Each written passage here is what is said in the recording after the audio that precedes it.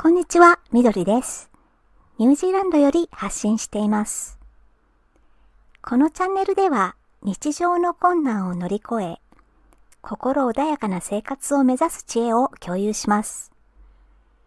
今回も心に響く話を短くお届けしようと思います。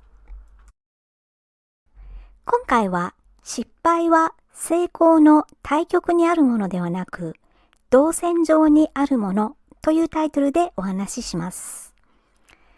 失敗を成功の真逆のものと捉える人に向けた話です。失敗の反対は成功。成功の真逆が失敗と考える人も少なくありません。でもこれは大きな間違いです。失敗は成功への道のりの途中で起きる現象であり、両者は同じ線上にあるものです。成功にたどり着くためのプロセス中にたった一回だけ失敗が起きることもありますが、何度も繰り返される場合も珍しくありません。特に今までやったこともない新しいチャレンジをする際は、失敗が数多く起きても不思議ではありません。失敗と成功を真逆のものと捉える人は、誰かが何かすごいことをやっているのを見れば、この人は才能があるからだと思います。そして同じことを始めたばかりの我が子を見て、この子はあの人のように才能に恵まれないからダメなんだと結論付けてしまいます。すごいことができる人は確かにすごい存在です。でもその人がすごい状態に到達する以前は、大抵の場合はたくさんの失敗やできない状態を経験して今に至るのです。最初からすんなりとすごいことができるようになったわけではありません。成功へのプロセス途中でうまくいかないこともあり、その度に学習して徐々に上達していったんです。このことを知らないから失敗と成功が真逆のものだと考えてしまうんです。新しいことを始めたとき、最初からスムーズにいくことはめったにありません。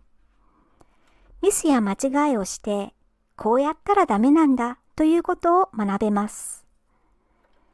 トライしてみてエラーが出たら、エラーを正すにはどうすればよいのかを考えて、次回は別の方法でトライしてみます。別の方法で試してみたら、前回よりは良くなったけれど、まだ完璧だとは言えない。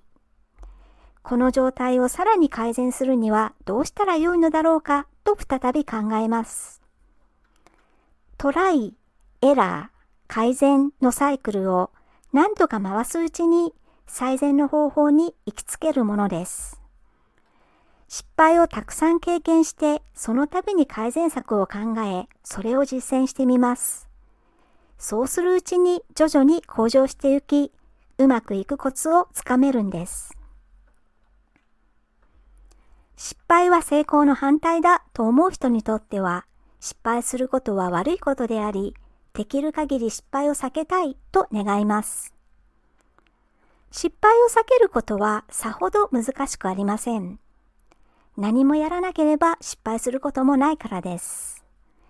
やらなきゃ失敗もないし、人に馬鹿にされたり笑われたりすることもありません。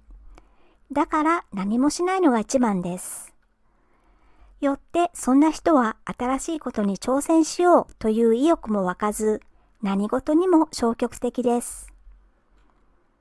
しかしそのような姿勢で生きればチャレンジしないから自分の可能性を見つけて飛躍発展していくチャンスも逃してしまいます。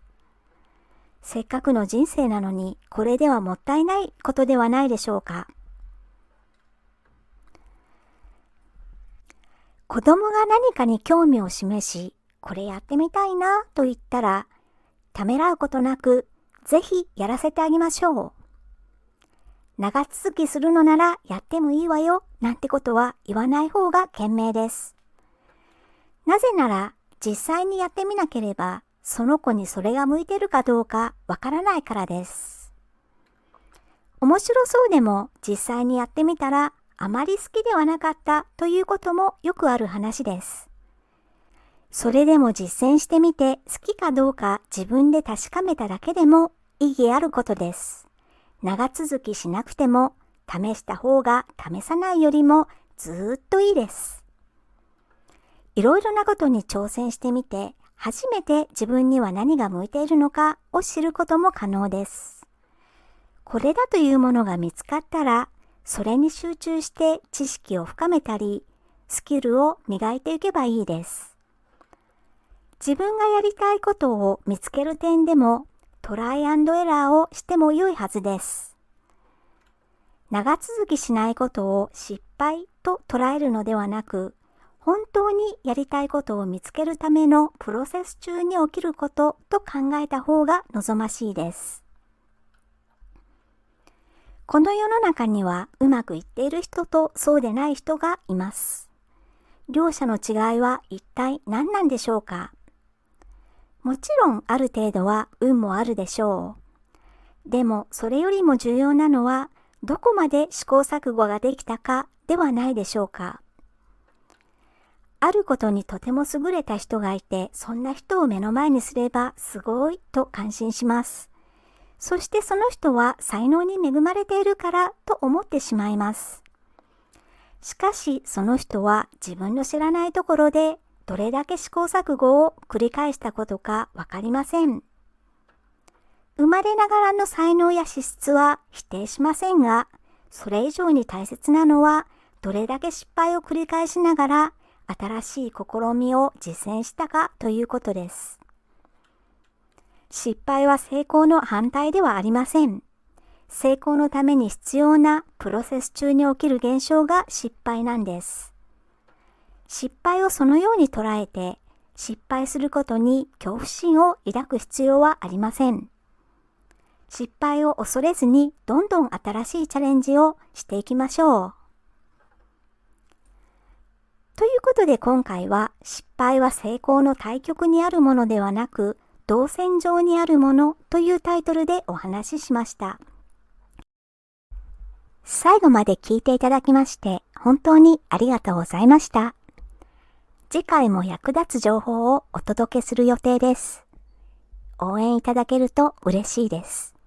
よろしくお願いいたします。ニュージーランド在住のみどりでした。それではまた次回まで。